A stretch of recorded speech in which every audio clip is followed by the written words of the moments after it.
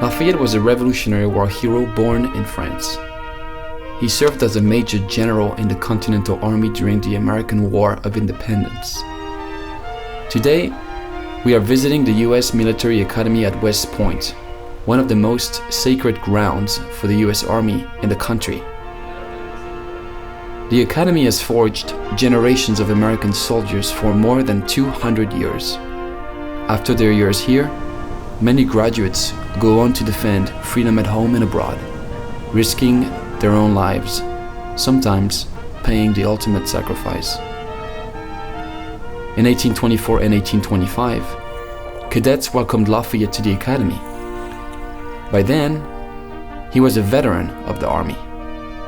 What did the Frenchman's visit mean for the community? What was West Point like 200 years ago as opposed to what we can see now?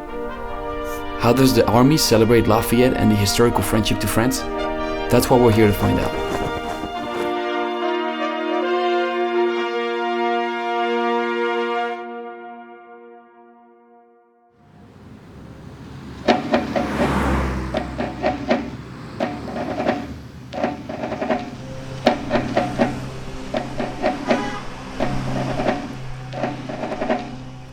Dr. McDonald, can you tell us a little more about the military academy, life here, what the cadets go on to do in their lives afterward? Yeah, so the United States Military Academy was established in March of 1802 by Thomas Jefferson, in part because he wanted the United States Army to be able to produce graduates who would be like Lewis and Clark, who would be able to explore and consolidate American control over the North American continent. And to this day, we continue to prepare students for a career of selfless service in the United States Army. So West Point is a college. People take classes. There's a robust core curriculum. During the summer, there's extensive military training. At the end of their 4-year experience, they're commissioned as second lieutenants in the United States Army, where they'll serve for at least 5 years, maybe a whole career. We have what's called the $1 Million View up the Hudson River. We have some fantastic academic buildings. We have a football stadium that's world famous for its scenic beauty, and it's also a really historic place. It has its roots, of course, during the War for Independence. That's where Lafayette first made our acquaintance. I mean, history abounds here, Julian, and if you'd like, I'd be happy to show you some of the historic sites that we have.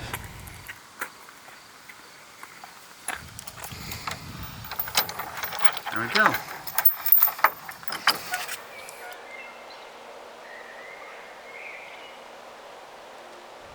The view is unbelievable up here.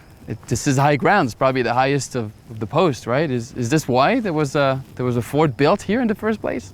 Fort Putnam is part of a network of fortifications that was created during the War for Independence.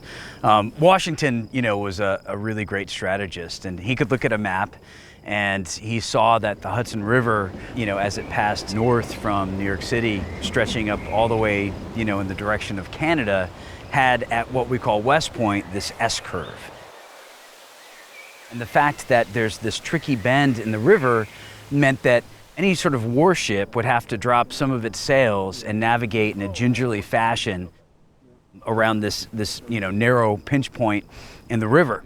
So Washington realized that if we could fortify the area around it, if we could put artillery pieces up above the river here, we would be able to have command over the river and deny the British the ability to pass safely up the Hudson.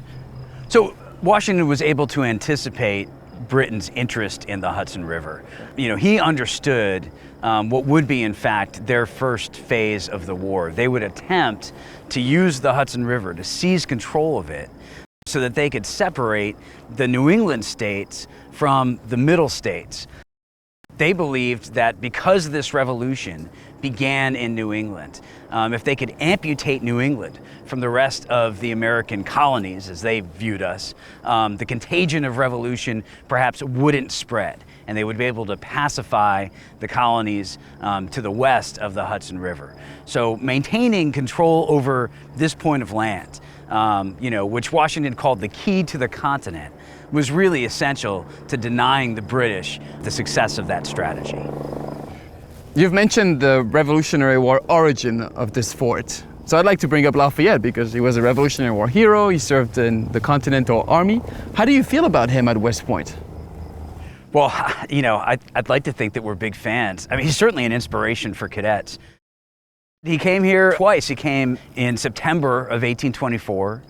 He came again in July of 1825. The September 1824 visit was sort of a big, grand, formal one, and he personally got to shake each and every cadet's hand, as well as many other visitors. And the newspapers say that thousands of people came to West Point to see him arrive. And you know, back in 1824, given you know the size of the United States, given the limitations in transportation, to have thousands of people here really says something about how Americans felt about this hero of their revolution. But he certainly made a great impression upon West Point. He's made a great impression upon, you know, all Americans through his contributions to the American Revolution. He was only 19 years old when he joined the Continental Army, when he decided, you know, because he was so inspired by the Declaration of Independence and the principles upon which America was established, to cross the ocean at his own expense, to volunteer his service in the Continental Army, to risk his life at Brandywine, to shed his blood.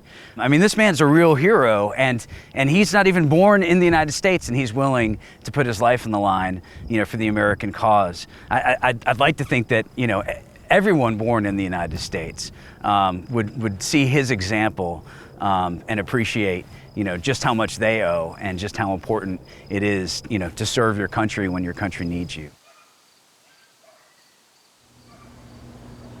There's so many different reasons why people join the Army and come to West Point. For me personally, I felt that the U.S. has given me so much, and I wanted to repay it in some manner. And also, if I didn't do it, then who else is going to do it? So you're a cadet, right? So you can relate to how cadets back in 1824 might have felt. Here is this Frenchman, this Revolutionary War officer. He comes back, and there's this outpouring of affection and excitement among cadets. What do you think there was such an excitement, and what do you think the cadets back then felt when they heard that Lafayette was about to visit them here at West Point? We normally have a lot of important people, but especially in 1824, kind of seeing this returning war hero who in many ways turned the fight against England around. Visiting West Point, I can imagine the cadets would be very, very proud to see him and very excited to show not only what West Point has become, but what America and the Army has become. The military academy was founded in 1802, so for over 200 years you've had cadets that graduate and go on to serve afterward. So you're part of a tradition that exceeds your individual life, that was here before you came to West Point and that will be here long after you graduate. How do you see yourself inside this family, this collective family, this military family that you entered years ago and that will be yours for so many years? When you show up here on our day, and when you affirm, meaning that you have decided that you want to stay and make the Army your commitment, and as well as when you take your first oath of office as an officer, you swear an oath to the Constitution rather than the President or any sort of monarch. And I think that service towards an idea rather than an office is one of the reasons why Lafayette may have come over, because he was in service of the idea of freedom rather than the idea of personal gain. I think that responsibility to kind of uphold freedom, both at home and abroad, is one that I feel privileged every day to be a part of. And every day I'm thankful that I chose to make that decision to come to West Point and to do something that made me feel like I was part of something that was greater than myself.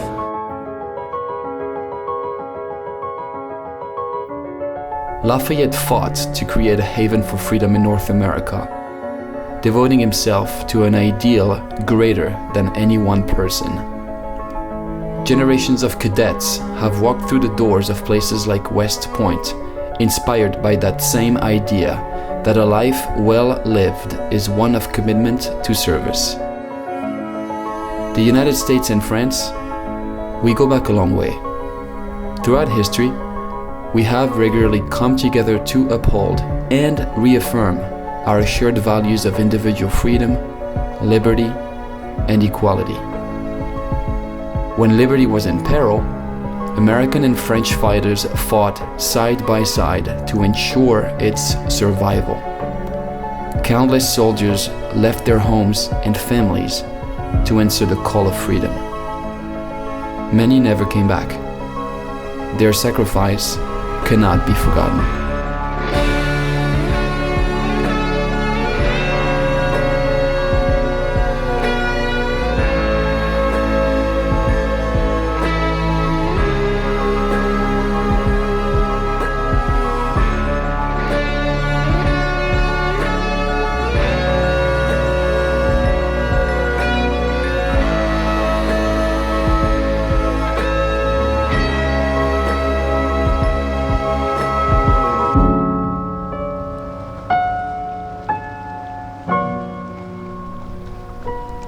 Lafayette continues to inspire people who commit their lives to protect the same freedoms that he believed in. Here at West Point, the universal appeal of this quest can be seen every day. Lafayette's service in the Army will never be forgotten. You can feel the impact of his legacy to this day. People remember him, and they will continue to for generations to come.